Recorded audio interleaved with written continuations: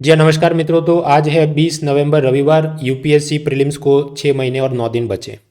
वैसे prelim centric तैयारी और वो सब हम करते रहते हैं, लेकिन उस सिलसिले में फिर मेंस और एथिक्स के बारे में कंटेंट उतना फ्रीक्वेंटली मैं बना नहीं पाता, लेकिन कभी कभी टाइम मिल जाए तो थोड़ा बना लेते। ऐसा नहीं कि आज ही मेरे को सपना आया है, इससे पहले भी मैंने ऐसे कई वीडियो बनाए। आप वो मेरे मेन चैनल पे आराम से देखिए, काफ़ी है प्लेलिस्ट उसकी। खैर, तो मुद्दा हमारे पास ये है कि नवंबर में मुझे कुछ काम के बड़े ऐसी इवेंट्स दिखे कि जिसके आसपास एथिक्स का हमारे पास कंटेंट जमा होता है। इसको मैं 4-5 सेगमेंट में डिवाइड कर रहा हूँ कि कुछ officer like quality, attitude towards women, ethics in international relation, ethics in sports and lastly निबंध के लिए कुछ अच्छे अच्छे कोटेशन। एक एक करके ये देखते हैं, लेकिन इससे पहले एक पूर्व शर्त है, प्री रिक्विजिट। ये एथिक्स की चीज़ें जो हम अभी पढ़ रहे हैं, तो असल एग्जाम में कहाँ उपयोगी है, कैसे लिख सकते हैं, उसकी आपको समझ होनी चाहिए। और वो समझ आपको तब मिलेगी जब आपने पुराने पेपर देखे होंगे। तो सिंपल है, मैंने यूपीएससी में ये एथिक्स का पेपर जब से 2013 से लेकर लेटेस्ट एग्जाम जो हुई 2022 सितंबर में, तब तक के टॉपिक वाइज पेपर सॉर्ट करके अपनी वेबसाइट पे डाल दिया है, mrunal.org/gsm4। तो आपको ये सारे पेपर एथिक्स के केस स्टडी वगैरह मिल जाएंगे। फ्री टाइम में जब भी आप कॉलेज जा रहे हैं, ऑफिस जा रहे हैं, लंच ले रहे हैं, डिनर, तो थोड़ा थोड़ा देखते रहो ताकि पता चले ऐसा ऐसा पूछते हैं, ताकि जब भी आप कुछ न्यूज़ इवेंट देखते हैं, कुछ असल ज़िंदगी में देखते हैं, तो आप कनेक्ट कर सके। अच्छा, दूसरी बार ऐसा पूछा जाए तो मेरे पास ये भी ऑब्जर्वेशन है जो मैं असल एग्जाम में लिख सकता हूँ। तो वो समझ होनी ज़रूरी है, तभी आप इसको अप्रिशिएट कर पाएंगे कि ये जो अभी हम पढ़ रहे हैं उसका कहाँ क्या कैसे उपयोगिता है। खैर, तो एक एक करके इवेंट्स देखते हैं। सबसे पहली इवेंट है ये रॉयल एंट्री वीडियोज़। हुआ ये कि गुजरात में चुनाव होने वाले विधानसभा के, उसमें उत्तर प्रदेश के एक आईएएस ऑफिसर को ऑब्जर्वर की ड्यूटी दी थी। मतलब आके वो सब निरीक्षण करेंगे कि स्टाफ बराबर काम कर रहा है कि नहीं, मॉडल कोड ऑफ कंडक्ट का अनुपालन हो रहा है कि नहीं, कुछ बूथ कैप्चरिंग या ऐसा कुछ नेगेटिव काम तो नहीं हो रहा है वगैरह। लेकिन फिर आने के बाद उन्होंने ये सोशल मीडिया पे अपना एक फ़ोटो सेल्फी सब डाल दिया कि देखो मैं तो ऑब्जर्वर की ड्यूटी पे आया हूँ। तो इलेक्शन कमीशन, चुनाव आयोग नाराज़ हो गया कि आपको इधर नौकरी करने भेजा है, पब्लिसिटी स्टंट करने के लिए नहीं। तो ये जो गुजरात में ड्यूटी लगी थी उससे वापस उसको हटा के कि जाओ तुम वापस Uttar Pradesh. So from here अपने UPSC exam mains paper for ethics, officer qualities, officer values और साथ ही साथ यूपीएससी इंटरव्यू, उसमें हमें क्या जानना, सोचना, समझना है। एक ऐसा एक पहले भी केस हुआ था, आई थिंक इन 2019। गुजरात में एक महिला पुलिस कांस्टेबल पुलिस थाने के अंदर ही यूनिफॉर्म में कलरफुल ड्रेस में टिकटॉक डांस वीडियो बना रही थी। फिर उसकी बहुत कंट्रोवर्सी हुई कि पुलिस थाने में ये क्या नॉन सीरियस काम हो रहा है। उसे सस्पेंड किया गया। इंटरेस्टिंगली उसे जिसने सस्पेंड किया वो उसकी जो बॉस थी डीएसपी, वो महिला भी घर पे टिकटॉक वीडियो डांस के बनाती है। ऐसा एक और कंट्रोवर्सी चली थी। तो हमें ये सोचना है कि सोशल मीडिया पर प्रेजेंस ऑफिसर की कितनी होनी चाहिए या होनी भी चाहिए कि नहीं। शुड आईएएस आईपीएस ऑफिसर भी एक्टिव ऑन सोशल मीडिया। पहले फेवर में आर्ग्यूमेंट देखते हैं, फिर अगेंस्ट में आर्ग्यूमेंट देखते हैं। पहले फेवर में कि हाँ, इन्होंने भी सब ये इंस्टाग्राम, टिकटॉक, फेसबुक, यूट्यूब पे होना चाहिए एक्टिव। कब एक्टिव होना चाहिए? तो जब उन्हें कुछ अवेयरनेस फैलानी है, जागृति, स्वच्छ भारत मिशन के बारे में, कोरोना में मास्क पहनो, ट्रैफिक के नियम का अनुपालन करो, बेटी बचाओ बेटी पढ़ाओ, यह सरकार की जो जो योजनाएं आ रही हैं और आईएएस ऑफिसर को लगता है कि मैं जाके सबको बताऊं आसान भाषा में और वो इसका फ़ायदा उठाएं, so then it is beneficial, correct. दूसरा, यूजुअली किसी आईएएस आईपीएस को आपको मिलना हो, उसकी ऑफिस में जाओ तो 2-3 घंटे लाइन में खड़ा रहना पड़े। और एक ऐसी कि अजीब अभी भी वो सब कॉलोनियल मेंटालिटी है, तो सामने कि मैं अप्रोचेबल हूँ, आप मुझे लाइक शेयर सब्सक्राइब भी कर सकते हैं, मुझे कमेंट भी कर सकते हैं, डायरेक्ट मैसेज भी कर सकते हैं ट्विटर पे। ऐसा एक अप्रोचेबल पब्लिक फिगर बनने के लिए भी ये उपयोगी है, तो हाँ पॉजिटिव है। Distressed person can connect to you directly. आप डिस्ट्रिक्ट के बॉस हैं, आईएएस आईपीएस, डीएम, सुपरिटेंडेंट, हर एक आदमी छोटे गांव से आपको मिलने आ नहीं सकता, लेकिन वो आपको डायरेक्ट यहाँ फेसबुक, व्हाट्सएप, ट्विटर पे कनेक्ट कर सकता है। मुझे ये प्रॉब्लम है, हमारे गांव में ये करप्शन है, आपका जूनियर स्टाफ ऐसा गलत कर रहा है सब, तो एनोनिमस टिप्स भी किसी को भेजनी हो, उस सब में मदद मिलती है। इसके अलावा और भी फायदे हैं, आप वो सोच विचार कर कमेंट सेक्शन में लिख सकते हैं कि आपको क्यों लगता है कि आईएएस आईपीएस ने सोशल मीडिया पर एक्टिव रहना चाहिए। तो ये आर्ग्यूमेंट फेवर में हुए। अभी थोड़े अगेंस्ट में समझते हैं। मित्रों, पहली तो बात यह है civil service conduct rules, civil service value में एक है एनोनिमिटी, गुमनामिता। मतलब आप जो भी काम कर रहे हैं, आप जो भी झंडे गाड़ रहे हैं, वो सब पर्दे के पीछे गाड़ने हैं और जो भी क्रेडिट मिलना है वो सब मिनिस्टर को मिलना है। लेकिन जब आप ऐसा personal glorification, publicity stunt, royal entry ये सब करते हैं तो वो वाली डिसिप्लिन ब्रेक होती है। अब ये क्यों खराब है आपके लिए और समाज के लिए और गवर्नेंस और पब्लिक एडमिनिस्ट्रेशन के लिए? अपने पास कुछ मुद्दे रेडी होने चाहिए। डिपेंड करता है एग्जाम में क्या पूछा है और आपको वहाँ कैसे इसको जोड़ना है। पहली तो बात, जब भी आप सोशल मीडिया में कोई भी वीडियो फोटो शेयर करते हैं तो आपको लत लग जाती है कि मुझे कितने लोगों ने लाइक शेयर और सब्सक्राइब किया। तो आप ऑफिस में काम करें और घड़ी घड़ी 5-5 मिनट पे वो चेक करेंगे तो आपका कंसंट्रेशन ब्रेक होता है। तो सरकार जो आपको तनख्वाह दे रही है, सैलरी दे रही है काम करने का, वो आप 100% डिवोशन से कर नहीं रहे। अपने दिमाग में कुछ एक केमिकल निकलता है, डोपामाइन। डोपामाइन केमिकल ऐसा है कि वो आपको, आपकी क्यूरियोसिटी को बढ़ाता है, कहाँ क्या हो रहा है, क्या हुआ होगा, क्या हुआ होगा। तो यू फील कंपल्जन कि घड़ी घड़ी मैं चेक करूँ मेरे पोस्ट या वीडियो पर कितने लाइक शेयर और कमेंट्स आए। तो फिर आप अनडिवाइडेड अटेंशन अपने काम को दे नहीं पाते। इसलिए ये खराब है पब्लिक एडमिनिस्ट्रेशन ऑफिस वर्क के लिए। दूसरा, जब आप ऐसे सब सोशल मीडिया में पोस्ट डालते हैं तो स्टाफ का भी मन करता है कि हम भी कुछ डालते हैं, तो वो भी फिर ऐसे स्टंट करते रहें तो फिर ऑफिस में काम कब होगा। आगे मुद्दा, मान लीजिए एक पुलिस ऑफिसर को ड्यूटी दी गई है कि आप प्राइम मिनिस्टर का कॉन्वॉय आ रहा है या प्राइम मिनिस्टर स्पीच दे रहे हो और तुम सिक्योरिटी देखो। अब वो सिक्योरिटी देखे खुद का selfie look I am with the prime minister वो करते रहे तो उसमें कुछ आतंकवाद या दूसरी दुर्घटना हो सकती है। कुछ लोग काउंटर आर्ग्यूमेंट ये भी देते हैं कि जब मिनिस्टर खुद से पूरा दिन सोशल मीडिया पे लगे रहते हैं और प्राइम मिनिस्टर खुद भी इतना सोशल मीडिया में एक्टिव रहते हैं, तो जब वो पर्सनल ग्लोरी कर रहे हैं तो आईएएस भी पर्सनल ग्लोरी करें ना, उसमें क्या गलत है? मित्रों, you are comparing apple with oranges. देखिए, मिनिस्टर है, प्राइम मिनिस्टर है, उसको वोट लेने हैं जनता के, तो उसने तो कंटिन्यूअसली सोशल मीडिया पे एक्टिव रह के सबको बोलना पड़े, देखो मैंने ये काम किया, देखो मैंने ये काम किया। आईएएस आईपीएस को तो सैलरी और जॉब उसकी परमानेंट है, उसको ऐसा 5-5 साल का डर के जीना नहीं है कि मुझे लोगों को कंटिन्यूअसली बताना होगा कि मैं क्या काम कर रहा हूँ। तो he should not be taking the wrong type of elements from the minister कि मिनिस्टर ऐसा कर रहा है तो मैं ये करूँ। मिनिस्टर कुर्ता पायजामा पहन के घूमता है तो आप क्यों पैंट शर्ट पहन के घूमते हैं? आप भी वही करो ना। तो वो कंपैरिजन गलत है। अनदर प्रॉब्लम, अगर आईएएस आईपीएस आईआरएस वो पूरा दिन अपना इंस्टाग्राम लोकेशन शेयर करता रहे, आज मैं गुजरात आया हूँ, तो फिर उससे क्या होगा? वो जिस डिस्ट्रिक्ट में खुद काम करता है वहाँ के जो गुंडे बदमाश हैं उनको पता चल जाएगा कि यहाँ अपने उत्तर प्रदेश के ये तो डीएम हैं लेकिन अभी इनकी ड्यूटी गुजरात में लगी है, तो हम अभी जल्दी से 2 नंबर के काम करते हैं क्योंकि अभी कोई पूछने वाला है नहीं।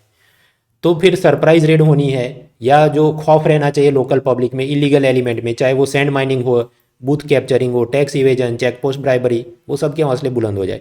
विद इन गुजरात सपोज आपको ऑब्जर्वर ड्यूटी दी गई हो आईएएस ऑफिसर के रूप में, और आप मान लीजिए गांधीनगर में, और आप इंस्टाग्राम फोटो में गांधीनगर में हो और बूथ कैप्चरिंग कच्छ में होने वाला हो, तो वो लोग को पता ये साहब तो इधर है नहीं तो हम करेंगे बूथ कैप्चरिंग।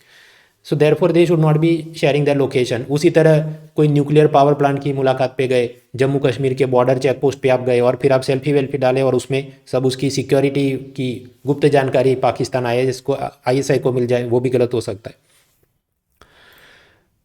8वां मुद्दा, जब आप सोशल मीडिया में कंटिन्यूसली एक्टिव रह के बहुत फेमस हो जाते हैं तो फिर आपको बहुत सारे लोग कांटेक्ट करेंगे, जर्नलिस्ट, यूनिवर्सिटी, कोचिंग इंस्टीट्यूट, कि सर कुछ न्यूज़ बाइट दे दो, सर इस मामले पर आपका क्या कहना है।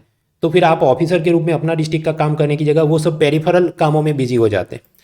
फिर वो सब आपको अपने अपने अलग अलग प्रोग्राम में, सर आ जाइए, आज पदवीदान कॉन्वोकेशन है, आज 15 अगस्त है, आ जाइए, और उसके चलते आप अपना मेन काम कर नहीं पाते। कुछ लोग ये जस्टिफाई करते हैं कि हाँ मैं तो सिर्फ शनि रवि में ही जाता हूँ ऐसे सब मोटिवेशन और कोचिंग अवेयरनेस सेमिनार में, लेकिन फिर भी आप जितना ट्रैवल कर रहे हैं तो फिर सोम से शुक्र तक आप थके मांदे ही रहेंगे क्योंकि आप पूरा दिन घूमते रहते हैं इन कामों में फॉर द पब्लिसिटी। तो उसके चलते भी जो आपका मेन काम है जिसके लिए आपको सैलरी मिल रही है आईएएस आईपीएस वाली, वो सही तरीके से गवर्नमेंट आपका काम एक्सट्रैक्ट नहीं कर पा रही। और कुछ चीज़ें, जब एक आईएएस आईपीएस बहुत ज़्यादा फेमस हो जाता है सोशल मीडिया में ये सब खेल करके, तो उसके बाकी भी जो बैचमेट है, कलीग है, वो भी सोचते हैं हम भी ऐसा करते हैं। So as a result there is a competitiveness कि आजकल आप देखिए सभी बहुत सारे आईएएस आईपीएस ने ऐसे अपने यूट्यूब चैनल खोल के रखे हैं, अपने टेलीग्राम चैनल खोल के रखे हैं। तो फिर ऑफिस वर्क कब किया जा रहा है? अगर आप पूरा दिन मोटिवेशन और स्ट्रेटेजी दे रहे हैं तो आप अपनी खुद की आईएएस की ट्रेनिंग कब कर रहे हैं? खुद जाके नौकरी कब कर रहे हैं? कुछ ये भी आरोप लगते हैं कि ये कुछ आईएएस आईपीएस ऑफिसर वो खुद से यूट्यूब अकाउंट नहीं खोलते, अपने किसी यार दोस्त और बेनामी से खुलवाते हैं ताकि फिर उस यूट्यूब अकाउंट पर जो एडवर्टाइजमेंट का पैसा है, क्योंकि अगर असल में खुद के नाम से खोल के वो करेगा तो फिर सर्विस कंडक्ट रूल में कंप्लेन हो सकती है, इसलिए किसी और ऐसे अपने पंटर आदमी को बिठा दे कि तुम मैं जहाँ भी जाऊँ वहाँ पर आप मेरे साथ चलो, फोटो वीडियो खिंचवाते रहो और उससे जो पेज आएंगे हम पैसा कमाएंगे। तो ये तो सर्विस कंडक्ट रूल के खिलाफ है। और अगर एक ऐसा IAS IPS कुछ करे तो फिर आरोप तो बाकी सब भी, उसका जो भी स्टाफ है वो भी सोचे हम भी ऐसे दो पैसे कमा लेते हैं सोशल मीडिया में एडवर्टाइजमेंट रेवेन्यू से। तो ये भी एक प्रॉब्लम है। उसके अलावा जस्ट अ मिनट मित्रों, अगर आप अपने इंस्टाग्राम फेसबुक को ओपन रखते हैं, मतलब कोई भी आदमी आपके सब फोटो देख सकता है, तो फिर उसे पता चल जाएगा आपका पर्सनल फ्रेंड सर्कल क्या है, आप कहाँ आते जाते हैं। तो एक जज के लिए, एक IAS के लिए, एक IPS ऑफिसर के लिए उसने ऐसा नहीं करना चाहिए। कारण अगर किसी को पता चल जाए कि आपके पर्सनल फ्रेंड्स कौन है, तो फिर करप्ट कॉन्ट्रैक्टर माफिया उसको अप्रोच करेंगे कि भाई तुम तो खास दोस्त हो ना, तो अपने अफसर को बोलो ना कि मेरा ये छोटा सा काम कर दे, मेरा टेंडर पास करवा दे। अब दो बातें हो सकती है, अगर आपका बेस्ट फ्रेंड है उसको पता है आप एक ऑनेस्ट आदमी है तो वो आपको कभी बोलेगा नहीं, लेकिन वो भी थोड़ा ऐसा ही डबल ढोल की टाइप आदमी है तो वो आपके ऊपर प्रेशर डालेगा, इन्फ्लुएंस डालेगा, और फिर आप उसको मना करेंगे तो आपका उसके साथ भी रिलेशन खराब होता है और आप अपने काम पे फोकस नहीं कर पाते, या फिर कि आप उस प्रेशर में आके कुछ आपको गलत काम करना पड़े। So this is all. तो इसी कारण से एक बार किसी और जज ने भी कहा था कि जज ने कभी भी ज़रूरत हो तो भी मतलब ऐसे पार्टी समारोह वगैरह में जाने नहीं चाहिए, और जाए तो उसके कोई फ़ोटो ज़्यादा खींचे नहीं, उसकी कोशिश करनी चाहिए। वरना कभी ये भी हो सकता है कि आप किसी के साथ लंच डिनर ले रहे हैं और वो आदमी फ़ोटो खींच के वो बाहर जाके शेखी मारे कि मैं इसका बेस्ट फ्रेंड हूँ, और आपके नाम पर वो पैसे लेना शुरू कर दे कि मैं टेंडर पास करवा दूंगा वगैरह। तो ये सब देखते हुए सोशल मीडिया पर एक IAS IPS की प्रेजेंस वो कम रहनी चाहिए। तो ये ultimately what is the way forward, ये प्लस माइनस देखते हुए कि जो भी डिस्ट्रिक्ट मैजिस्ट्रेट है, IPS ऑफिसर है, उसने अपना ऑफिशियल अकाउंट खोलना चाहिए कि मैं अभी ये वाले ज़िले का IAS DM का ऑफिशियल अकाउंट, ये वाले ज़िले के SP का ऑफिशियल अकाउंट, वहाँ से जो सरकारी बातें उसने जनता के समक्ष रखनी है वो रखनी चाहिए। अपना पर्सनल अकाउंट रखना चाहिए यस, लेकिन उसको प्राइवेट रखना चाहिए। पूरी दुनिया को दिखाने के लिए मैं लाइक शेयर सब्सक्राइब वाला खेल उसने नहीं करना चाहिए। So that could be the way forward. अब प्रश्न ये कहाँ और कैसे यूज़ कर सकते हैं, इतना सारा हमने जान लिया। वो डिपेंड करता है कि एग्ज़ाम में क्या पूछा और आप उसमें कहाँ, कि सपोज मैं 2022 का पेपर सर्च करूँ उसमें क्या क्या आया होगा।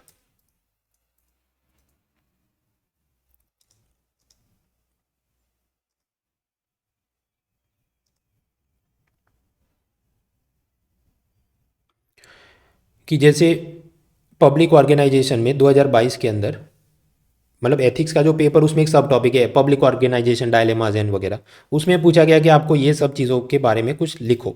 तो जैसे कि डिवोशन टू ड्यूटी, अपनी नौकरी के प्रति आपकी कितनी भक्ति और आराधना और आप कितनी मेहनत लगन से कर रहे हैं, तो उसमें ये भी है ना, डिवोशन टू ड्यूटी है तो फिर सोशल मीडिया में ज़्यादा काम नहीं करना चाहिए, असल में जो काम है वो करना चाहिए वगैरह वगैरह। अब इसमें स्पेसिफिक आपको लिखने की जरूरत नहीं ये किस्सा हुआ था वो किस्सा हुआ था, आप जनरल सेंस में लिख सकते हैं कि these are also problems and they need to be tackled. तो ये हमने देखा एक IAS IPS की रॉयल एंट्री। अभी आगे बढ़ते हैं, एक दूसरा भी ऐसी IAS IPS की कंट्रोवर्सी चल रही है। कुछ समय पहले न्यूजीलैंड की प्राइम मिनिस्टर वो यूनाइटेड नेशन संयुक्त राष्ट्र में गई थी तो अपना छोटा बच्चा साथ में लेके गई थी, और कि मैं तो एक वर्किंग मदर हूँ तो मुझे बेबी सीटर नहीं और मैं लेके आई हूँ, और ये वो जो भी उसको उसकी PR पब्लिसिटी करनी थी, अच्छा बुरा वो अलग एंगल चला। भारत में कंट्रोवर्सी कब और कैसे हुई, केरला में एक महिला IAS ऑफिसर थी, उसको कोई फिल्म अवार्ड सेरेमनी में बुलाया गया था DM के ऑफिशियल कैपेसिटी में, और फिर उसने जो भाषण दिया तो अपने छोटे बेटे को भी साथ में लाई थी और उसमें गोद में लेके फिर भाषण उसने दिया। उसके बाद कुछ film director producers of Kerala उन्होंने नाराज़गी जताई कि ये जो पूरा गरिमापूर्ण ऑफिशियल फंक्शन है तो आप आके बोलो ना ये बच्चे को साथ लेके, जैसे कि ये तो प्राइवेट फैमिली फंक्शन है, शादी ब्याह में कुछ आए हो क्या। ये मतलब समारोह की जो गरिमा होनी चाहिए, डिग्निटी ऑफ द सेरेमनी, वो कम हो रही है, ये आपको बच्चे साथ में लेके नहीं आना चाहिए। अब इस पे कुछ प्लस माइनस कि बच्चे को घर पे छोड़ के आओ, समारोह की गरिमा कम हो रही है, पारिवारिक कार्यक्रम नहीं है, और ये आप छोटे बच्चे को ला रहे ताकि आपको सोशल मीडिया पे लाइक शेयर सब्सक्राइब ज़्यादा मिले, इसलिए आप वो क्यूट बेबी वाला एंगल के चलते ऐसा करें। ऐसा क्रिटिसिज्म सब शुरू हुआ। उसके बाद ये जो महिला IAS था उसके पति ने डिफेंड के लिए कुछ और बातें लिख दी सोशल मीडिया में कि मेरी वाइफ तो सोम से रवि पूरा दिन ऑफिस का ही काम होता है क्योंकि वो डिस्ट्रिक्ट मैजिस्ट्रेट है, तो उसे अपने बेटे के साथ समय बिताने का समय बहुत कम मिलता है, फिर भी रविवार कोई प्रोग्राम में बुलाया था तो इसलिए वो लेके गई थी क्योंकि घर पे टाइम स्पेंड करने का मौका ही नहीं मिलता बेटे के साथ। और न्यूजीलैंड का प्राइम मिनिस्टर भी तो ऐसा कर रहा है, तो आईएएस करे तो इसमें क्या गलत है। और वर्किंग वूमन है तो बच्चे की जिम्मेदारी है, उसको भी तो संभालना है, वर्क लाइफ बैलेंस है वगैरह वगैरह। हाँ, तो अब यहाँ पर आप क्या सोचेंगे? अगेन फेवर में आर्ग्यूमेंट देखते हैं, फिर अगेंस्ट में आर्ग्यूमेंट देखते हैं। पहला फेवर में आर्ग्यूमेंट की बेबी सिटर ढूंढना इंडिया में काफ़ी मुश्किल है। अमेरिका वगैरह में तो उसके भी मोबाइल ऐप होंगे और आपको तुरंत मिल जाए, तो कई बार आपको बच्चे को साथ में लेके जाना पड़े ऑफिस।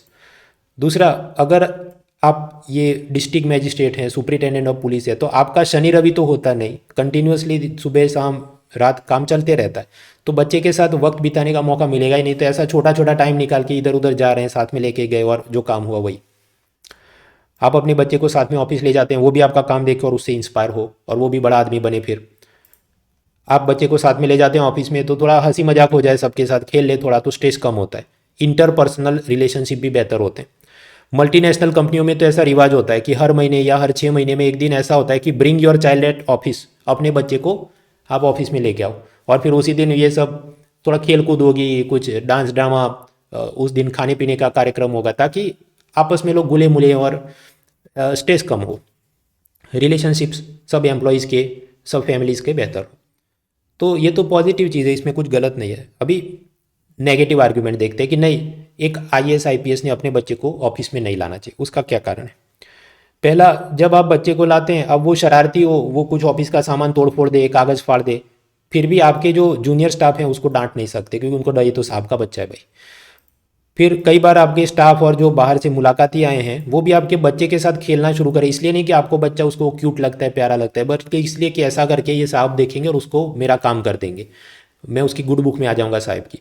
तो उसके चलते वो बच्चे का साथ खेलेगा तो अपना ऑफिस का काम कब करेगा, तो वर्क सफर्स। तीसरा, जो आईएएस आईपीएस के बच्चे हैं उसको आप ऑफिस में लेके आएंगे तो सारा स्टाफ उसको तो वीआईपी ट्रीटमेंट देगा, बेटा तुमको क्या खाना है, आओ खेलते हैं। तो उससे उसकी आदतें बिगड़ जाती है, वो गलत वीआईपी, उसको सब एंटाइटलमेंट की भावना आ जाती है, नॉर्मल सिटीजन वाला वो रहता नहीं। चौथा नेगेटिव आर्ग्यूमेंट कि बच्चा ऑफिस में लाएंगे वो रोएगा, शरारत करेगा, तो जो ऑफिस का सीरियस माहौल होता है वो ख़राब होता है। सरकार जो है वो एम्प्लॉय को काम करने का पैसा देती है, तो काम करो, अपने बच्चे को ला के उसका साथ खेलो कूदो, वो उसका पैसा आपको नहीं मिल रहा है। Work hours need to be kept separate from the personal life.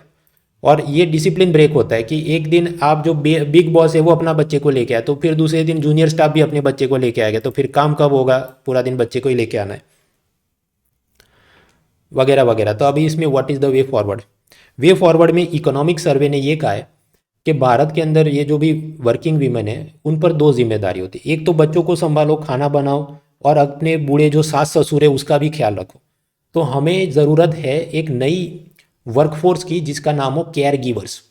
Care givers मतलब ऐसे लोअर मिडिल क्लास के मेल फीमेल जो घर में आया का, नर्स का, ये जो हाउस मेड टाइप का काम करना होता है वो आके करें, हेल्प करें। ये एक बात हुई, ताकि जो अपर मिडिल क्लास टाइप के महिलाएं हैं वो उनके भरोसे छोड़ के जाएं घर और अपने काम पे फोकस करें। दूसरा, ऑर्गेनाइजेशनल लेवल पे कि ऐसे सब संस्थान बनाए जाए, डे केयर सेंटर की, जहाँ आप बच्चा छोड़ के जाओ और शाम को लेके जाओ, और वो भी एकदम अफलातून किस्म के, जैसे जापान वगैरह में होते हैं कि आप बच्चे को वहाँ छोड़ के जाएंगे तो वो भी इतना ही उसका मूल्य सिंचन और उसको सब डिसिप्लिन और एटिकेट सिखाएगा कि आप अपने माँ बाप की जिम्मेदारी ना भी निभा पाए तो भी वो बच्चा अच्छे से बड़ा हो जाए।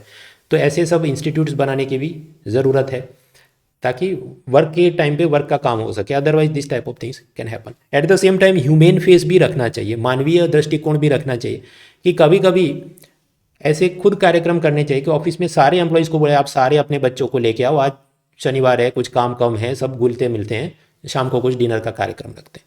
But it should be done in such a manner कि ऑफिस का काम उसके चलते प्रभावित ना हो नेगेटिवली, वगैरह वगैरह। आगे बढ़ते हैं। ऑफिसर लाइक क्वालिटी में एक और मुद्दा है मित्रों, कुछ समय से आप जानते हैं कोरोना लॉकडाउन था तो वर्क फ्रॉम होम का रिवाज आ गया। उससे पहले भी भारत में आप पाते हैं कि चाहे स्कूल का प्रिंसिपल हो, तहसीलदार हो, डिस्ट्रिक्ट मैजिस्ट्रेट हो, कई बार वो ये करते हैं कि घर से ही ऑफिस चलाते हैं, या वो शहर में रहते हों और उनका पोस्टिंग दूर दराज के इलाके में हुआ हो तो वो वहाँ नहीं जाएंगे। मान लीजिए वो suppose in case of Gujarat, Panchmahal, Dang, ऐसे कुछ ज़िले हैं कि वहाँ कुछ खास सुविधाएं नहीं है, कि आपको रात को होटल को खाना जाना है, आपको कुछ नहीं मिले, सिनेमा देखना जाना है शायद ना मिले, अच्छी क्वालिटी 5 स्टार वाली जो आईएएस आईपीएस को तो आदत हो, तो फिर वो ये करें अहमदाबाद गांधीनगर ऐसे बड़े सिटी में रह के फ़ोन पे ही अपनी ऑफिस चलाते रहें और नीचे जो छोटा स्टाफ है वो उस डिस्ट्रिक्ट को चलाता रहे। तो ये वाली चीज़ आप समझ सकते हैं गलत है, क्योंकि बड़ा ऑफिसर ग्राउंड पे नहीं होगा तो करप्शन, नेग्लिजेंस, सुस्ती, वो सब प्रॉब्लम्स आते हैं। अब ये वाली चीज़ में वर्क फ्रॉम होम भी आप जब करते हैं तब मैक्सिमम काम एक्सट्रैक्ट नहीं कर पाते। आप कहेंगे नहीं वो सीसीटीवी ड्रोन ऐसा सब लगा देंगे, तो भी वो आपको पूरा पिक्चर कभी नहीं दिखाएगा। सीसीटीवी में अगर एम्प्लॉय को पता है कि इतने एरिया में ही मुझे देखा जा रहा है, वो बहाना निकाल के उससे बाहर जाके वो मौज मस्ती करे, सिगरेट भी आप देख नहीं सकते। So then what is required? तो ब्राज़ीलियन फुटबॉल कोचिंग में कंसेप्ट है इन लोको, यानी कि लोकेशन पे रहो, ऑन द स्पॉट रहो। वो पूरा आर्टिकल ऐसा कहना चाहता था कि कुछ आजकल ज़रूरत से ज़्यादा टेक्नोलॉजी का इस्तेमाल हो रहा है कि स्पोर्ट के जो कोच हैं वो घर पे बैठ के ऐसा क्या टूर्नामेंट चला है कंप्यूटर पे देख देख के सब सलाह दे और एडवाइजरी करे। लेकिन उसमें आप समझिए एक मैच चल रही है, एक गोल किया गया, तो सारे टीवी कैमरा तो सिर्फ गोल वाले एथलीट को ही दिखाएंगे, बाकी 15 लोग आसपास क्या घूम के खेल कर रहे हैं उसको वो नहीं दिखाएगा।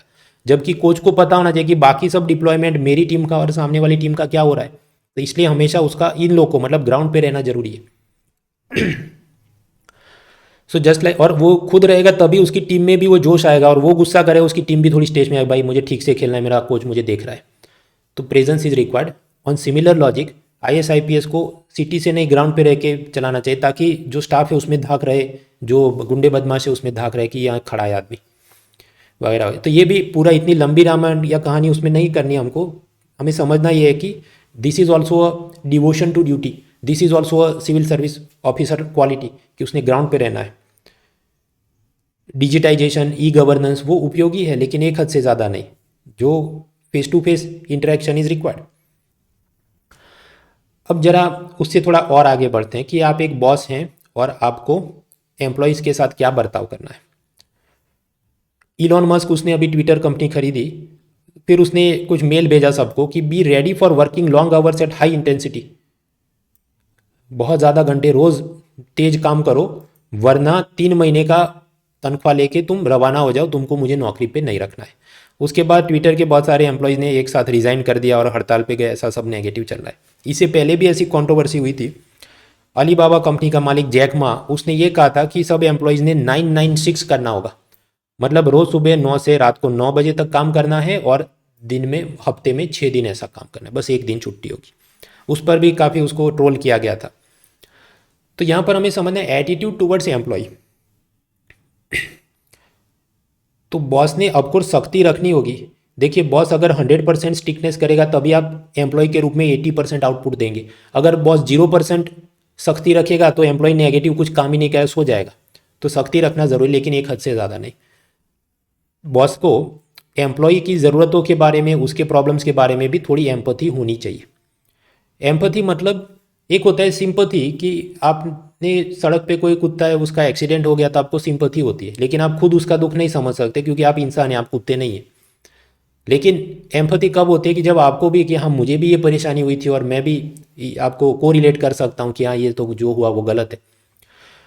Now in case of boss, जो बहुत अमीर लोग हैं उनको एम्प्लॉयज़ की परेशानी सारी समझ नहीं आ सकती, क्योंकि consider the case of a normal lower middle class employ, एक बेडरूम हॉल किचन के छोटे से मकान में मुंबई में रहता हो, पत्नी भी साथ है, बच्चा भी साथ में, सास ससुर भी साथ में, और रोज़ क्योंकि सब साथ में रहेंगे तो झगड़े होते रहेंगे। वेरेज इलॉन मस्क की बात करो, उसकी मदर खुद से ही बहुत अमीर औरत है, जो अपने ज़माने में real estate, food blogging, food की सब उसने रेस्टोरेंट खुलवाए थे, कुछ फैशन डिज़ाइनर थी, बहुत काम करके बहुत पैसा बनाए। तो वो तो खुद ही अलग रहती होगी आलिशान, और इलॉन मस्क खुद अलग रहता होगा। तो इलॉन मस्क की सास बहू के झगड़े में उसको जमाई राजा के रूप में निपटान करना पड़े, वो तो केस मुझे नहीं लगता कभी होगा। सो ही वुड नॉट थिंक कि अच्छा तुम्हारे को क्या प्रॉब्लम है, तुम काम करो हाई इंटेंसिटी से morning to night. Well he ordinary employee can not do. Elon Musk की 2 बार शादी हुई है अलग से, एक और उसकी पार्टनर या गर्लफ्रेंड थी अलग से, उसको हॉलीवुड स्टार जॉनी डेप या कोई था, उसकी वाइफ के साथ भी उसके अवैध संबंध के कुछ आरोप लगते हैं। उसके कुल मिलाकर 1 2 नहीं 10 बच्चे हैं, ये मैं नहीं बोला, विकीपीडिया बोल रहा है। फिर भी वो वर्क पे 100% फोकस कर सकता है क्योंकि वो अमीर आदमी है। बच्चे को बड़ा करना तो बेबी सीटर ला दो, बच्चे को स्कूल भेजना है ड्राइवर ला दो, बच्चा बीमार है हॉस्पिटल ला तो भेज दो, उसके लिए भी उसके अलग स्टाफ होगा। बीवी के साथ नहीं बन रही तो उसको कुछ मैरिज काउंसलिंग नहीं, वो लॉयर के डाइवोर्स कर दो, मैं नहीं ला दूंगा। So then those people, but ordinary people can not have that much time and resources. तो सामान्य व्यक्ति के लिए वो संभव नहीं कि वो 996 इलॉन मस्क जैसा हाई इंटेंसिटी से काम कर सके। एनीवेज, आपको सारी ये स्पेसिफिक बात नहीं करनी, मैं इसलिए समझा रहा हूँ ताकि आप उसको कनेक्ट कर सके कि हाँ, बॉस और एम्प्लॉय के बीच जो डिसकनेक्ट है, work life balance, stress, interpersonal relationship में, ये सब तकलीफें हैं। खैर, जो मेंस आंसर राइटिंग में आप लिखे या इंटरव्यू में आप बोले तो आप क्या बोलेंगे? What is the root cause of this problem? Elon Musk ने $40 बिलियन में ट्विटर खरीद लिया। अब उसके खुद की अनरियलिस्टी कि मेरे को प्रॉफिट रिकवर करना है इसमें से, तो इन्फ्लेटेड प्राइजेस, इन्फ्लेटेड टारगेट्स के चलते पूरा दिन वो सबको लगा के रखता है। तो boss and government they need to dial down this materialistic ambitions कि $40 बिलियन में खरीदा ही क्यों, जब नहीं मैनेज होना है तो छोड़ो ना। या फिर कि सरकार ने खुद भी कुछ लिमिट्स रखनी चाहिए कि ये जितना स्टार्टअप है उस पर ये लोग जितने अपने टारगेट रखते हैं कि मुझे इतने सब्सक्राइबर लाना, इतना सेल लाना, इतना कमीशन चाहिए, उस पर कुछ लिमिट्स होनी चाहिए। Qualitative selling, free market is required, correct, capitalism is required, correct, तभी कंपटीशन, इनोवेशन, एक्सीलेंस आएगा। लेकिन किस हद तक, हमें कितना नया करना है? एक आईफोन लिया आपने या बना दिया तो फिर 5 साल तक वो आराम से चल जाएगा, तो हर साल नया नया क्यों लॉन्च करवाना है? अब लॉन्च करवाने उसके लिए भी एम्प्लॉय पर तो स्ट्रेस डालता ही होगा एप्पल कंपनी का मालिक। So there needs to be some collective effort from government, society, companies, worker unions to find a middle path. Work life balance इन सबके चलते इट सफर्स, स्ट्रेस प्रॉब्लम रहता है। तो घर पे आपको लड़ाई झगड़े हैं तो ऑफिस पे भी आप में दूसरों के साथ लड़ाई झगड़े करते हैं। तो employee they need to have some free time to sort their personal problems, they need to raise their children properly, वरना बच्चों को समय नहीं दे पाते, वो खराब हो जाते, पबजी और पोर्न और क्या क्या गलत काम में वो लग जाए। So then it is creating new set of problems. एक और आजकल दिख रहा है क्वाइट क्विटिंग।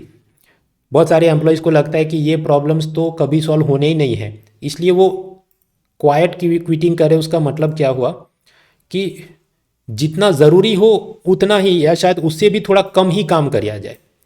तो ऐसी एक प्रणाली चले। तो अगर एम्प्लॉय खुद से मोटिवेट नहीं है, 100% आउटपुट ही नहीं दे क्योंकि वो परेशान है पूरा दिन इन सब प्रॉब्लम में, तो ऑर्गेनाइजेशन के लिए अच्छी बात नहीं। ये प्रॉब्लम एक्सट्रीम स्टेप पे कभी कभी पहुंच जाती है। जैसे हम देखते हैं आर्मी, सीआरपीएफ वगैरह में कुछ बार कोई जवान खुद से ही ग्रेनेड डाल के, गोली मार के अपनी साथियों की हत्या करता है और फिर खुद सुसाइड कर लेता है। उसका कारण क्या? उसको टाइम पे छुट्टी नहीं मिले, घर पे प्रॉब्लम चल रहे हैं, he is unable to manage the things. उसी तरह प्राइवेट सेक्टर में काम करने वाले सब लोग वो सुसाइड करें, डोमेस्टिक वायलेंस की प्रॉब्लम चले, बच्चों पर उसका खराब असर हो, माँ बाप पूरा दिन झगड़ते रहते हैं। So this need to be addressed. हाँ, तो ये सब मुद्दे क्या है वो डिपेंड करता है कहाँ क्या पूछा और आप उसको कैसे लिखना चाहते हैं। तो ये एक सेगमेंट था, बॉस के रूप में, आईएएस के रूप में आपने क्या करना है। अभी दूसरे सेगमेंट में चलते हैं कि जहाँ एटीट्यूड टुवर्ड्स वीमेन, महिलाओं के प्रति रवैया। कुछ दिन पहले समाचार आया कि दिल्ली के अंदर एक लिव इन कपल था, लेकिन उनको बहुत आपस में लड़ाई होती थी। एक दिन जो बॉयफ्रेंड था उसने अपनी इस गर्लफ्रेंड को मार दिया और फिर उसके छोटे छोटे टुकड़े करके फ्रिज में रख दिया और फिर थैले में थोड़े थोड़े टुकड़े लेके वो जंगल में फेंक देता था ताकि किसी को पता न चले। बहुत दिनों बाद फिर उसकी लड़की की सहेलियों को, कलीग्स को कि ये बहन आ क्यों नहीं रही है, फिर उन्होंने पुलिस में कुछ शिकायत की, फिर पकड़ा, वगैरह वगैरह चला। जब पुलिस ने इंटेरोगेशन किया तो इसने कबूल किया कि एक डेक्स्टर नाम की ऐसी सीरियल किलर की वेब सीरीज़ देख के मुझे ये सब प्रोत्साहन मिला, इंस्पिरेशन मिला कि छोटे छोटे टुकड़े काट के जंगल में फेंकना चाहिए ताकि कोई पकड़ नहीं ले। खैर, एक तो ये मामला हुआ। तो यहाँ पर हम क्या देखते हैं, वेब सीरीज़ के नाम पर जो कहा जाता है आर्टिस्टिक फ्रीडम है, freedom of speech and expression है, लेकिन ये जो नौजवानों पर गलत इंप्रेशन जा रही है उसका क्या? तो यानी कि some strictness is required on all this. जघन्य किस्म के अपराध और ऐसा टॉर्चर और वायलेंस दिखाया जाता है, चाहे फॉरेन हो या अपनी लोकल वेब सीरीज़ हो, उस पर सख्ती की ज़रूरत है। ये कहना कि नहीं व्यूअर्स डिस्क्रिशन एडवाइस, आप खुद के विवेक का, तो सब व्यूअर का डिस्क्रिशन नहीं होता है, तो आप गलत चीज़ें दिखाना एक हद से ज़्यादा बंद करो। So government, ministry of information broadcasting, censor board, इन सब ने थोड़ी सख्ती करने की जरूरत है। ये एक एंगल हुआ। दूसरा, ये जो महिला की हत्या हुई उसके बाद एक यूनियन मिनिस्टर ने ऐसा कहा कि इसमें ये लड़की की भी तो गलती है ना। इसके माँ बाप ने इसको कहा था कि तुम ये लड़के के साथ मत जाओ, ये ठीक आदमी नहीं है, फिर भी ये उसके साथ लिव इन रिलेशन में क्यों रहती थी? उसने शादी करनी चाहिए किसी अच्छे आदमी से, और इसका ये सब झगड़े चले थे तो वापस आ जाना है घर पे। So he is blaming the victim, और उसके बाद सोशल मीडिया में और आउटरीच चल रहा है। तो उस एंगल को आप समझते हैं। देखिए, विक्टिम को ब्लेम करना कि ये लड़की की गलती है वो गलत होगा। इसका ये कारण कि पूरी स्टोरी हम जब समझे तो ऐसा कि दोनों लोग नौकरी कर रहे थे, फिर कोरोना में कुछ नौकरी में चली गई या पैसा कम हो गया। तो जब महिला फाइनेंशियली इंडिपेंडेंट नहीं होती और पेरेंट्स ने उसको त्याग कर दिया है कि तुम अब अपने भरोसे, या फिर कि उसका जो भाई होगा उसकी कहीं शादी, अब मैं वापस जाऊंगी, भाभी स्वीकार नहीं करेगी और झगड़े होंगे। So they are force to continue with the abusive husband और बॉयफ्रेंड। तो उसमें उसकी गलती नहीं है, उसके पास जाने के लिए कोई और रास्ता नहीं है, उसके पास अपनी ऐसी नौकरी या सैलरी की तकलीफ है, पेरेंट्स मुझे अपनाएंगे कि नहीं, उन्होंने निकाल दिया। तो देन, तो what is the way forward? एक तो अवेयरनेस ड्राइव करनी चाहिए कि ऐसी महिलाओं को कहा जाए कि आपके साथ आपका हस्बैंड बॉयफ्रेंड जो भी जागती कर रहा है तो आप कंप्लेन करो, उसको हम ठीक करेंगे। स्पीडी जस्टिस होना चाहिए। ऐसे रिहेबिलिटेशन और शेल्टर सेंटर होने चाहिए और वो अच्छी क्वालिटी के होने चाहिए। वर्किंग वुमन के लिए हॉस्टल हो और वो भी अफोर्डेबल प्राइस पे हो, ये सब भी ज़रूरी है। साथ ही साथ यहाँ पर विक्टिम की जगह मैं तो कहता हूँ कि उसे तो ब्लेम मत करो, ब्लेम करना है तो कुछ हद तक नेबर्स और कलीग की भी जिम्मेदारी। उसके नेबर्स को पुलिस इंक्वायरी करने आई तो सब बोलने लगे हाँ ये तो बहुत चिल्ला चिल्ला के झगड़े करते थे, मारपीट होती थी। तो भाई होती थी तो तुमने खुद पुलिस को एडवांस में नोटिफाई करते, तो किसी दिन आके कुछ चेक करते तो इस आदमी को डर लगता तो वो मर्डर ही नहीं करता। कलीग्स का भी नहीं, वो लड़की तो थोड़ी परेशान रहती थी, हमको भी पता था, उसने कहा था कि उसको प्रॉब्लम है घर पे। हाँ तो आपको कलीग के रूप में पता था ऑफिस में, तो आपने किसी को तो सूचित करना चाहिए, उसके पेरेंट्स को या पुलिस को। So it is their responsibility also. तो awareness need to be given for them also. उसकी भी कुछ भविष्य में कानून में ऐसा होना चाहिए, उनको पता था और उन्होंने टाइम पे अगर नोटिफाई नहीं करता और ऐसा कुछ होता है उनको भी कुछ थोड़ी बहुत सजा हो। They must be held accountable, ऐसी कुछ सिस्टम हो। एनोनिमस कंप्लेन करने के लिए कुछ बॉक्स बनाया जाए, हालांकि ऐसा कुछ है पर वो सेक्सुअल हरेसमेंट के लिए ऑफिस में है, लेकिन घर पे डोमेस्टिक वायलेंस के लिए भी ऐसी चीज़ें बने। वैसे हेल्पलाइन नंबर भी हैं लेकिन उसकी अवेयरनेस फैलानी चाहिए, वगैरह वगैरह।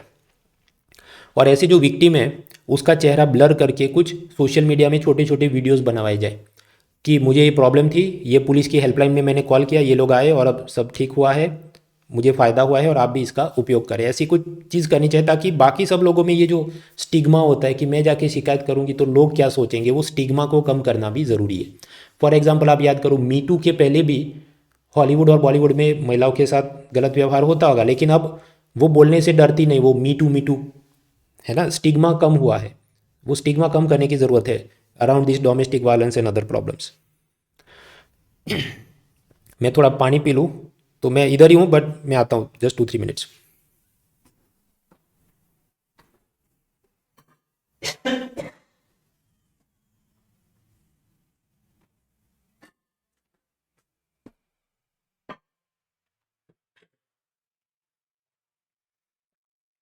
हाँ जी, तो इसके बाद है एटीट्यूड टूवर्ड्स वीमेन में कुछ और भी मामले थे, सबको मैं इतना इलेबरेट नहीं कर रहा, फिर आप अपना भी थोड़ा दिमाग लगाइए। एक ऐसा केस हुआ कि एक महिला की शादी हुई और उसने कोर्ट में ऐसी शिकायत की कि मुझे डोमेस्टिक एब्यूज़ हो रहा है क्योंकि ये सब मेरे ससुराल वाले मुझे काम वाली बाई की तरह रखाते हैं और पूरा दिन काम कराते हैं। फिर बॉम्बे हाई कोर्ट ने उस केस को क्वेश कर दिया, उसको खारिज कर दिया कि ये डोमेस्टिक वायलेंस का केस है नहीं, क्योंकि अगर आपको घर का काम नहीं करना था तो शादी से पहले स्पष्टता करनी चाहिए थी कि मैं घर का काम नहीं करूँगी। और वैसे भी पत्नी की थोड़ी तो जिम्मेदारी होती है कि उसने घर का काम करना पड़े। अब ऐसा कुछ जजमेंट आया, उसके बाद सोशल मीडिया में अलग आउटरीच चल रहा है कि ये जो बॉम्बे हाईकोर्ट ने कहा वो पितृसत्तात्मक पैट्रियार्कियल एटीट्यूड से कहा है। पत्नी की ही क्यों जिम्मेदारी हो घर का काम करे, पति की भी होनी चाहिए, और वगैरह वगैरह वो चल रहा है। तो anyways that is one angle. दूसरा, जो रेप विक्टिम होता है उसके ऊपर एक ज़माने में डॉक्टर्स द्वारा 2 फिंगर टेस्ट किया जाता था कि जहाँ पर कि आपको पहले ही आप how much sexual experience you have, और फिर जो बचाव पक्ष का वकील हो उसी सब फाइंडिंग्स को वो नेगेटिवली प्रेजेंट करे कि देखो ये तो पहले ही इसके तो अलग अलग कई मर्दों के साथ संबंध होंगे और इसने जो रेप कंप्लेन की है वो सब गलत है या वगैरह वगैरह। तो सुप्रीम कोर्ट ने इसको पहले भी बैन किया था लेकिन फिर भी शायद कुछ चला था, फिर वापस उसने बोला है कि अब से कोई डॉक्टर ये सब करते पकड़ा गया तो उस पर हम बहुत सख्त कार्रवाई करेंगे, because woman sexual history is immaterial while adjudicating whether accused rape her or not. ऐसे एक और भी कुछ था, एक बड़ा सा तहलका मैगजीन या किसी का मालिक, उस पर भी आरोप लगे तो फिर उसके बचाव पक्ष के वकील ने कि देखो ये तो महिला है, उसका तो सोशल मीडिया में फ़ोटो देखो तो ये ऐसी है वैसी। बट दैट इज़ इमटीरियल, जो क्राइम है वो क्राइम है। खैर इसमें समझना क्या है कि इतने साल आज़ादी के बाद तक अब तक हम ऐसी चीज़ों के अंदर फंसे हुए हैं। It means lot needs to be done, बहुत कुछ हमको सुधार करने की ज़रूरत है महिलाओं के प्रति जो भी उनके साथ व्यवहार हो रहा है। एटीट्यूड टूवर्ड्स वीमेन से आगे बढ़ते हैं। Ethics in international relation. तो वैसे तो इंटरनेशनल रिलेशन में एथिक्स का तो अवकाश कम ही होता है। नैतिकता और अंतर्राष्ट्रीय रिश्तों का, कूटनीति का क्या संबंध हो सकता है, क्योंकि ज़्यादातर तो आपको अपना फ़ायदा देखना है, अपने देश के लिए क्या ज़रूरी है।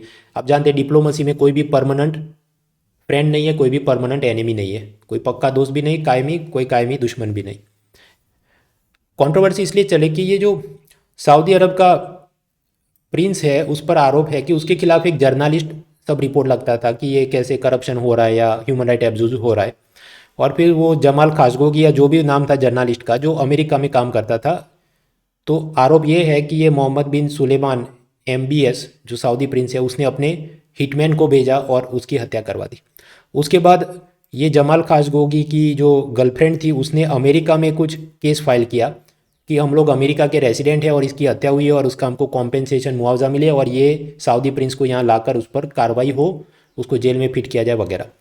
अब इस पर क्योंकि क्या हम किसी देश के ऐसे लीडर को बुला के उस पर केस हो सकता है कि नहीं, तो अमेरिकन प्रेसिडेंट ने खुद बोल दिया नहीं नहीं, उस पर तो कोई सऊदी प्रिंस की लॉ सूट पे उसे फुल इम्यूनिटी है, वो अमेरिका उसको बुला के हम उस पर कोई कार्रवाई करने की हमें पावर नहीं है, वो अलग चीज़ है।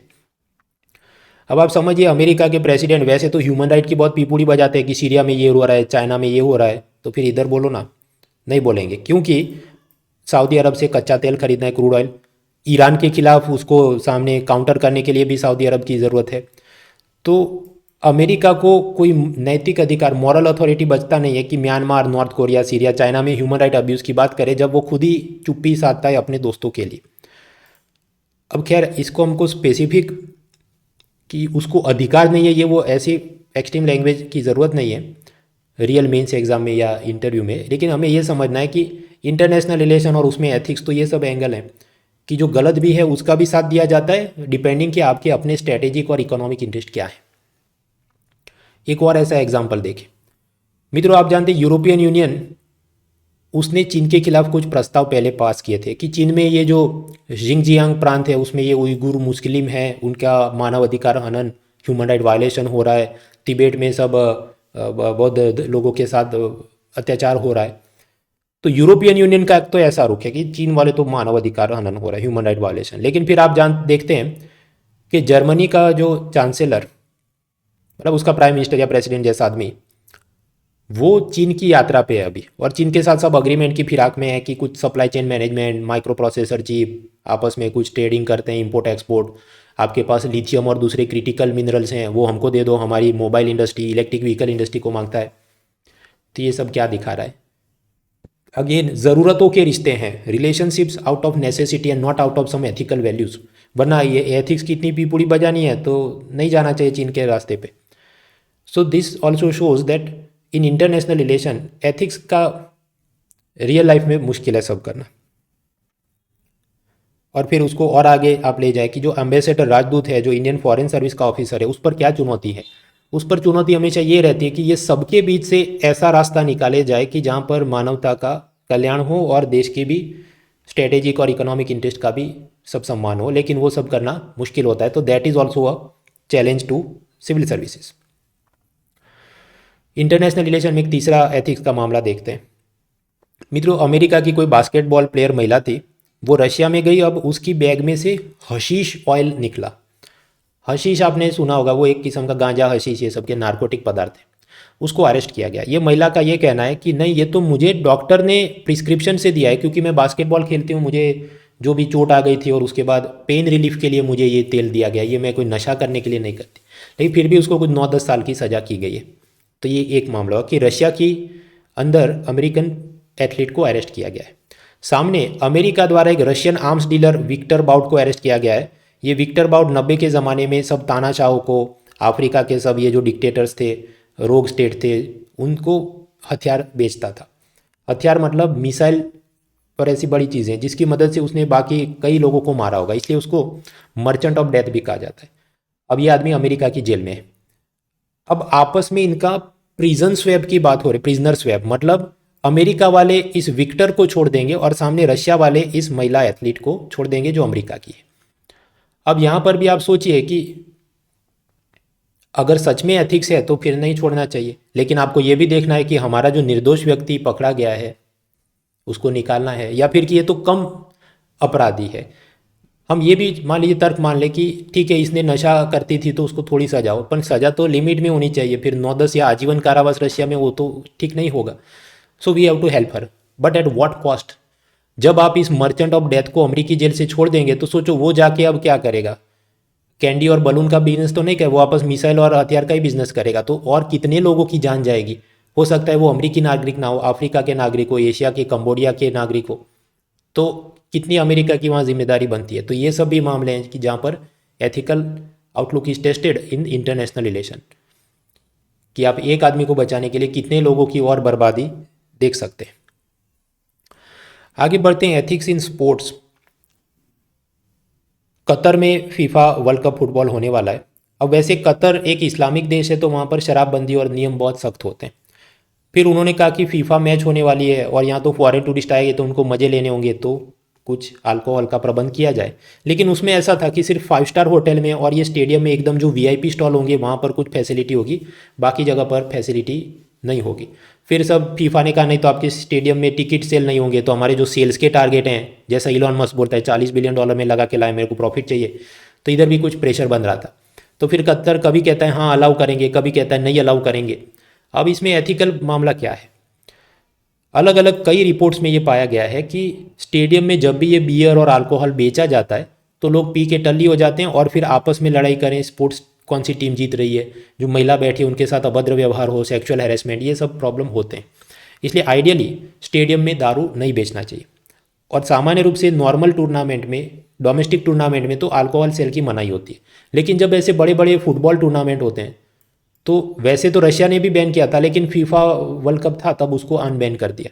ब्राज़ील में भी वैसे बैन है, लेकिन जो उधर भी वर्ल्ड कप हुआ तो उन्होंने अलाउ किया। तो हमें सोचना ये है यहाँ एथिक्स कि ऐसी तो क्या पैसों की ज़रूरत है कि स्टेडियम में शराब बेचनी पड़े, और दूसरा स्पोर्ट के फैंस को भी ऐसी क्या ज़रूरत है कि आप बिना दारू पिए मैच एंजॉय नहीं कर सकते। So this also shows the problems of our value set, कि खेल है तो खेल के रूप में देखना चाहिए, उसके साथ ये सब चीज़ों को क्यों जोड़ा जा रहा है वगैरह। So these are problems. अब इसमें और आगे जोड़ सकते हैं। सपोज आप भारत के अंदर कोई स्पोर्ट फेडरेशन के प्रेसिडेंट है और ये डायलेमा आपके पास है कि एक तो प्रॉफिटेबिलिटी के लिए शराब बेचना ज़रूरी है, लेकिन सामने फैन वायलेंस हो सकता है, उसका डर है, तो आप मिडल पाथ कैसे निकालोगे। That is also a challenge. Ethics में हॉलीवुड बॉलीवुड की तरफ जाए तो ये साजिद खान, जिस पर अलग अलग महिलाओं ने मीटू का आरोप लगाया, लेकिन उसको बिग बॉस के अंदर कंटेस्टेंट बनाया और सोशल मीडिया में उसका हंगामा चल रहा है। दूसरा, बहुत सालों पहले ये ममी मूवी आई थी, उसका जो हीरो है ब्रैंडन फ्रेजर, उसने आरोप लगाया था अराउंड 2018 में कि मेरे साथ भी सेक्सुअल एक्सप्लॉयटेशन हुआ था, किसी प्रोड्यूसर ने ऐसा किया था, लेकिन उसे अभी तक कोई इंसाफ नहीं मिला। और उसका ये आरोप है कि मीडिया ने मेरी मदद नहीं की, जितनी महिलाओं की मदद की उनके मामलों को हाईलाइट करके जस्टिस दिलवाया, मुझे कोई जस्टिस नहीं मिला। अब ये ब्रैंडन फ्रेजर की एक नई मूवी आई है जिसको बहुत पसंद किया जा रहा है और उसके लिए उसे बड़े बड़े अवार्ड मिले ऐसा भी लगता है। तो वो ये कह रहा है कि मैं कोई भी अवार्ड सेरेमनी में नहीं आऊँगा, क्योंकि ये सब हाई हिपोक्रेसी, दोगलापन चल रहा है कि हॉलीवुड महिलाओं की मीटू के प्रति जितना मुखर होकर बात करता है, तो पुरुषों के जो मीटू हुआ है उसका क्या।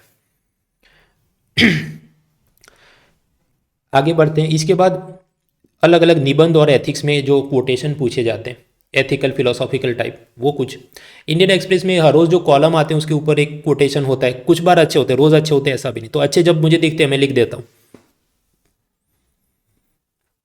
जैसे ये वाला देखिए, यहाँ पर थिंकर कौन था उसे बहुत याद करने की जरूरत नहीं है, उसने कहा क्या उसे समझने की जरूरत है। To command is to serve, nothing more and nothing less. मतलब आपको मिलिट्री का जनरल बनाया जाए, आपको कोई टीम का कैप्टन बनाया जाए, आपको एक डिस्ट्रिक्ट का डीएम बनाया जाए, सुपरिटेंडेंट बनाया जाए, तो आपने कमांड संभाली है। You have been given the command, you have been given the charge of the people, of this resources, जो भी, तो वो असल में आपको शासन करना है, साहबी करनी है नहीं, रॉयल एंट्री करनी है नहीं, वो सेवा करनी है आपको। न सेवा से कुछ कम है ना सेवा से कुछ ज़्यादा है, that is the responsibility of being in command. तो आप कहें हाँ ये तो मैं समझ गया बेस्ट है, पर इसको 150 वर्ड 250 वर्ड में लिखो, ऐसा एथिक्स के पेपर में पूछा जाता है, बहुत सारे ऐसे कोटेशन आते हैं। So can you elaborate that much, वो आप पर चैलेंज है। एथिक्स में तो चलिए 250 वर्ड फिर भी धक्का मार मार के कुछ कि अच्छा वो जनरल सैम मानेकशॉ थे, उन्होंने सब कैसे मुहिम चलाई थी और देश को मजबूत किया था और पाकिस्तान से लोहा लिया वगैरह, जो भी आप लिख सके। बट बियॉन्ड अ पॉइंट आपके पास ऐसे कितने एग्जाम्पल हैं, कैसे आप लिखोगे, दैट इज़ अ चैलेंज। ऐसा एक और कुछ देखते हैं। It is not what we do but also what we do not do for which we are accountable. हम जो करते हैं उसके लिए तो हम जिम्मेदार हैं, कि हमने करप्शन किया, हमने पेड़ पौधे लगाए, वो जिम्मेदार है हम उसके लिए। बल्कि हम क्या नहीं करते उसके लिए भी हम जवाबदेह हैं। मान लीजिए रोड पे एक्सीडेंट हो गया और आप उस आदमी की मदद कर रहे हैं, आप उसका सेल्फी वीडियो लेके जा रहे हैं, या कोई बीमार है व्यक्ति, क्या आप उसको हॉस्पिटल है या नहीं है तो उनका है। या फिर दिल्ली वाला ही केस याद करें कि वो लिव इन पार्टनर आपस में लड़ झगड़ रहे हैं, मारपीट हो रही है, आप नेबर हैं, तो आप कुछ भी नहीं करते तो भी आप अकाउंटेबल तो है ना, कि आप रोक सकते थे, और वही आदमी ने फिर वो वेब सीरीज देख के लड़की को काट के जंगल में फेंक दिया। ये तो अपने पास 3-4 मुद्दे हुए। सोचो यही वाली चीज़, क्योंकि इवन निबंध के पेपर में 1200-1500 शब्दों में लिखने की नौबत आए, ऐसा ये अच्छा मुद्दा है, तो सोचो कहाँ कहाँ आप उसको जोड़ेंगे। इंडिविजुअल लेवल से लेके, सोसाइटी लेवल से लेके, गवर्नमेंट के लेवल से, IAS IPS इंटरनेशनल ऑर्गेनाइजेशन के लेवल पे, अलग अलग जगहों पर इतिहास में क्या हुआ, पर्यावरण में क्या हो रहा है, पब्लिक एडमिनिस्ट्रेशन में क्या हो रहा है, इंटरनेशनल रिलेशन में क्या हो रहा है, इकोनॉमी में क्या हो रहा है, सबको आपको जोड़ना होगा, तब अच्छा सा निबंध लिख सकते हैं। तो वो आपका होमवर्क है, आप करो। ऐसे कुछ और भी कोटेशन है। अब मैं हर एक को पढ़ने नहीं बैठूंगा, वीडियो पॉज करके ऊपर ऊपर से आराम से इसको पढ़ना। मैं ऊपर से आपको ज़रा हिंट दे दूँ क्या है, कि एनी बेसेंट ने भगवत गीता का ट्रांसलेशन किया, उसमें इसने कुछ ऐसा कहा था, मतलब ओरिजिनली भगवत गीता में ये कहा गया है कि जो महान व्यक्ति है या जो लीडर है, वो जैसा भी आचरण करता है, बाकी सब लोग उसके सबॉर्डिनेट हैं, वो उसके जैसा करेंगे। तो अगेन वो, अगर IAS के रूप में आप खुद रॉयल एंट्री और इंस्टाग्राम पूरा दिन करते हैं तो आपका स्टाफ भी ऐसा करे, आप मेहनत से ईमानदारी से काम करें तो स्टाफ भी ऐसा करेगा। तो दैट इज़ अ कोटेशन। दूसरा कोटेशन अब्राहम लिंकन का, कि election they belong to people, it is their decision. अब वो वैसे एथिक्स से ज़्यादा डेमोक्रेसी पॉलिटी वाला है, ऐसा निबंध पूछा जाए तो सोचना। विलियम गॉडविन, उसने कहा justice is the sum of all moral duty. सभी नैतिक जिम्मेदारियों का प्लस प्लस प्लस करो, 2+2 4 वगैरह, तब जो मिलता है वो है न्याय। फिर ऐसा बेंजामिन फ्रैंकलिन का एक और कोटेशन जस्टिस के बारे में। अब पूरा मैं इंग्लिश पढ़ूंगा, उससे बेहतर मैं आपको हिंदी में उसका जिस्ट बता दूं। मित्रों आप याद करो, दिसंबर 2012 में निर्भया गैंगरेप दिल्ली में हुआ था। उसके बाद वो तो एक महिला मरी ना, जो उसके माँ बाप थे उन्होंने एक बच्चा अपना खोया, लेकिन पूरे भारत में सब लोगों का दिल पसीज गया कि ये क्या हो रहा है, और बहुत ही आक्रोश लोगों ने जताया, जिसके चलते फिर न्याय हुआ, ऐसा कुछ लगे कि तुरंत उसके केस की सुनवाई हो वगैरह। लेकिन उसके अलावा बहुत सारे ऐसे केस हैं जहां महिलाओं को, छोटी छोटी बच्चियों के साथ रेप और मर्डर किया जाए, लेकिन उसको शायद मीडिया इतना हाईलाइट नहीं करती, हम उस चीज़ को देखते नहीं, या फिर कि हम जब तक justice will not be served until those who are unaffected are as outraged as those who are affected। ये तो हमारा परिवार का किधर मरा है, ठीक है हुआ होगा कुछ, अगर ऐसा अपना एटीट्यूड रहेगा तो न्याय हो नहीं सकता। अब ये वाली एंगल को भी सोचो, लंबा लिखना हो, पर्यावरण में भी सोचना है, पशु पक्षियों के अत्याचार के बारे में भी सोचना है, चीन में जो हो रहा है या सीरिया में जो हो रहा है उसके बारे में भी हमें सोचना है। तो उन सभी के बारे में सोच के क्या हमें इतना अपना दिल पसीज रहा है, आवर हार्ट इज़ गेटिंग पेन्ड और नॉट, तभी न्याय सब जगह हो सकता है। तो उसमें भी इंडिविजुअल से लेके family, society, country, international organisation, environment, history, wars, economy, हर जगह सब आप करें तब आपको मिले।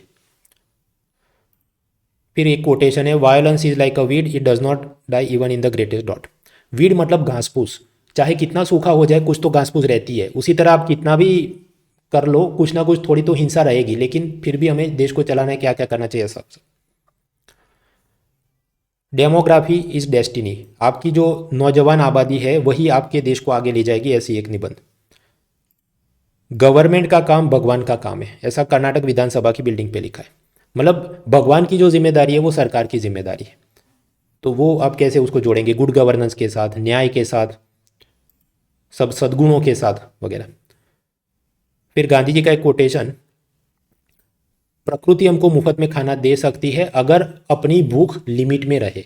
फिर दे दनादन मेरे को 5 मोबाइल चाहिए और 25 गाड़ियाँ चाहिए, तो प्रकृति इतने मिनरल और मेटल रिसोर्सेज नहीं है उसके पास। तो हमें अपनी ज़रूरतों को कम करना होगा। ऐसा सस्टेनेबल डेवलपमेंट गोल के साथ जोड़ के और बड़ा नहीं बन। तो ये कुछ थे एथिक्स के चीज़ें। अब कुछ और भी ऐसा माल जमा होगा तो फिर और मैं ऐसे वीडियो बनाऊंगा। ये सब आपको कहाँ मिलेगा? देखिए मेरी अभी 2 चैनल है। एक तो डेली करंट अफेयर्स के लिए अलग मैंने चैनल बनाया, उसमें डेली डेली कुछ चलते रहता है। अपनी जो मेन चैनल है मृणाल पटेल वाली, उसके अंदर आप प्लेलिस्ट में जाएंगे तो प्लेलिस्ट में आपको, तो ये मेरी जो मेन चैनल है मृणाल पटेल, उसमें प्लेलिस्ट में जो एथिक्स की प्लेलिस्ट है, थोड़ा नीचे चलते हैं, ये 25 वीडियोस। उसके अंदर शुरुआती वीडियो वो एक यूपीएससी टॉपर और अभी आईआरएस ऑफिसर कवन लिम्बासिया ने बनाए थे, तो वो आप सुनिए तो आपको बहुत सारी थियरी और ये फिलोसॉफी और जो पढ़ना होता है वो वाली चीज़ आपको पता चले। अब वैसे ये वीडियो पुराने ज़माने में शूट किए थे अराउंड 2014-15, तो वो सब 1080p नहीं होगा, वो लो क्वालिटी वाले होंगे, लेकिन उसको आप सुन के भी समझिए क्या क्या है। और फिर नए मेरे वीडियो इधर आ रहे हैं तो उसमें मैं ये नई बातें कर रहा हूँ। So if you combine all these things, free time में सुनते रहो तो धीरे धीरे आपके पास कंटेंट बिल्डअप होता रहेगा। So anyways that was the video, see you next time, let's crack it.